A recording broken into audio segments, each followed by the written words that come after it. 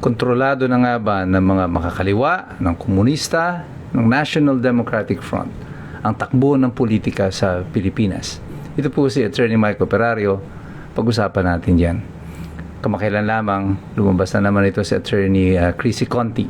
At sinasabi niya na mga susunod na mga dadamputin, kasunod ni Senator Bato, ay mga general, sila Danao, sina Albayalde, at mga naging hepe ng kapulisan dito sa Pilipinas. At sinasabi niya nito, parang tuwang-tuwa siya sa kanyang sarili.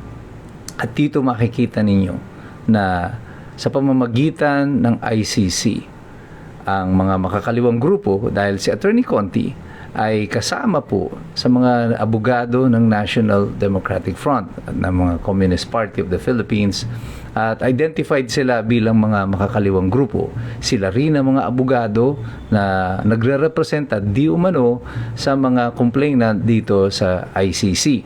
Sa pamamagitan ng ICC ngayon, nakikita ninyo na ang mga makakaliwang grupo ay nakapasok na sa ating gobyerno, control ng gobyerno sa pamamagitan ng pag-iimpluwensya ng ICC na mag-issue ng mga warrant of arrest. Bakit pwedeng ma-impluwensya ang ICC? Tandaan po ninyo, ang ICC ay nasa Netherlands. At dito po nakabase noon ang head ng CPP at ang NDF na si Joma Sison. At dito siya na-exile. At malawak po ang network nila dito sa Netherlands. Kaya hindi po malayo na isipin na dito sa Netherlands ay marami silang may impluwensya dyan para dito sa kaso. Kaya iyan ang pinili nila na venue. Hindi po totoo yung dahil hindi daw gumagana ang hustisya sa Pilipinas. Malaking kalokohan po yun. Pinili yan specifically sapagkat naririyan ang control ng National Democratic Front, ng mga makakaliwang grupo. Bakit naman papayag ang pamahalaan? Actually, hindi naman pumayag ang pamahalaan. Nung una nga, sinasabi ni Bongbong Marcos, hindi nila bibigyan ng anumang pagkilala ang warrant na i-issue ng ICC. Pero bakit ngayon ay pumapayag siya? Because of political convenience. Ang akala ni Marcos sa pamamagitan ng pakikipagsabuatan dito sa mga makakaliwang grupo ay makokontrol nila si Duterte and therefore panalo na sila. Ang di nila alam, they are the ones who are playing into the hands of these leftist organizations. Ito mga makakaliwang mga grupo ang nagpapaikot sa kanilang lahat. At dahil sa kanilang pagkaganid, sa kanilang pagnanais na ma-shutdown ng mga Duterte, yayakapin nila at hihimurin nila pati ang pawi sa kilikili ng mga demonyo. Makamtan lang nila kung ano ang nais nila para manatili sa kapangyarihan. But the Communist Party has always been about creating chaos. Kung natatandaan po ninyo, yung Plaza Miranda bombing ay ginamit po ng mga CPP-NPA at inamin naman po ito ng CPP-NPA na sila ang may pakana ng Plaza Miranda bombing. At sa documentary noon, inaamin nila na kaya nila ito ginawa ay para magkaroon ng dissent, magkaroon ng kaguluhan sa bayan at lalong ang mga tao ay mag-aklas laban kay Marcos. At gusto nga nila na si Marcos ay mag-astang diktador.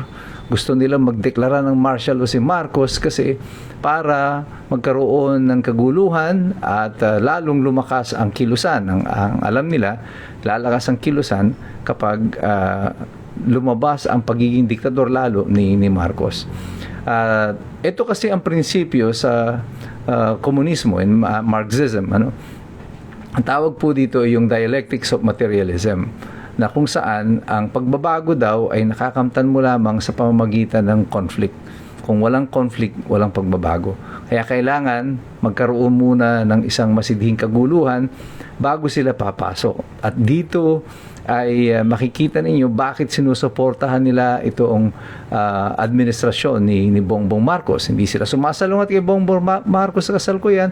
Yung mga kaalyado nila sa Kongreso ng mga komunista, mga NPA, yung mga nagre-recruit ng mga kabataan para armahan at makipaglaban sa mga sundalo, sila ngayon ang nagkukubli kay Marcos. Bakit nila ito ginagawa? Well, Kailangan nila ng villain, ng anti-hero at balang araw sila ang lalaban dito kay Marcos. Kailangan nilang mag-create ng chaos sa lipunan.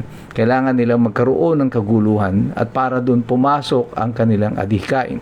Sa pamamagitan nitong ICC, ang ginagawa nila ngayon ay nakakaganti sila sa mga militar, nakakaganti sila sa mga pulis, sa mga kaaway nila noon, kagaya ng mga Duterte. They were almost shut down sa panahon ni Rodrigo Duterte. Kahit ang mga party list noon ng mga makakaliwa ay hindi nananalo, hindi nakakapasok. Ngayon, punong-puno ng mga NPA ang Kongreso sa pamamagitan ng mga party list representation na yan. Binaboy na nila ang ating Kongreso at ang party list system. Ang nangyayari ngayon sa pamamagitan ng party list, may pera na sila, nabibigyan sila ng mga ayuda, may mga malemeleta pa, pagkatapos ang pera na yan, ginagamit nila sa pakikidigma laban sa pamahalaan. At ganyan nila namamanipula ang sitwasyon natin sa kasalukuyan. At sa tingin ninyo, ang ating bang mga kapulisan, ng mga military, hindi napupuna ito. Hindi kaya nila alam kung ano nangyayari. Alam nila kung ano ang banta na dala nitong mga pagpasok ng komunista na ito at sila nagdidikta ngayon sa pamamagitan ng ICC kung sinong mga Pilipino ang huhulihin at dadakpin. Ito ay isang pagtataksil sa soberanya at kalayaan at sa kapwa Pilipino. Kaya sa tingin ko, mayroon ng sumisidhing pagkulo sa ating lipunan. At ang ating administrasyon sa kasalukuyan, dahil sa kanilang pagnanais na manatili sa kapangyarihan, hindi na nila napapansin kung anong tunay na nangyayari sa atin. Pinagkakanulo nila ang interes ng bayan, di bali magkaroon ng kaguluhan, ng digmaan, ng gera, basta lamang manatili sila sa kapangyarihan. Pero hindi po natin iyan papayagan sapagkat ang mga Pilipino sawang-sawa na sa mga kagaya nyo. Sawang-sawa na kami sa droga, sawang-sawa na kami sa komunismo, sawang-sawa na kami sa mga magnanakaw. Kaya ang mga iskumbro, tatayo, lalaban sa inyo. Kasi kaming lahat naririto, kami nagmamasid. Pero kami rin ay nakikilahok at patuloy na nagsisipag-aral. Kasi alam naming lahat, mahirap makialam ang taong walang alam. God bless you, God bless us all. Mabuhay ang Republika ng Pilipinas.